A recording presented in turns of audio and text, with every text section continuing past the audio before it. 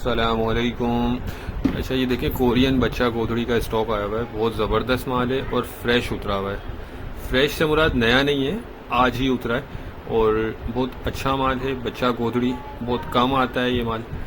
Korea का stock है, 80 kilo इसका वज़न होता है। माल इसका देखते जाएं आप, बहुत ज़बरदस्त इसमें जो है नज़र आ रहा है। और गोधड़ी रज़ाई जो भी आप इसको समझ लें, गोधड़ी भी बोला जाता है, रज़ाई भी बोला जाता है, बिछोनी भी बोला जाता है। तो ये है बच्चे का, ठीक है।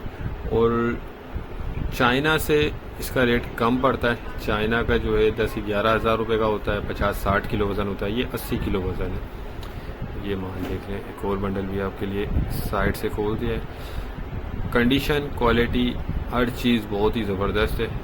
और बाकी ये प्री लव्ड है, लंडे वाला माल होता है। थोड़ा बहुत ये कि 19-20 इसमें होता है, मतलब कटा फटा या कोई सिलाई के मसले या दाग धब्बे इसमें कुछ पीस में होते हैं। तो जिनको भी चाहिए वो रब्ता कर ले, रेट डिस्क्रिप्शन में दिए गए और स्क्रीन पर नंबर चल रहा है, आप व्हाट्सएप पर रब्ता करके अपना ऑर्डर बुक करवा सकते हैं। तो नेक्स्ट वीडियो तक के लिए हमें इजाज़त दीजिए। अल्लाह हाफिज़।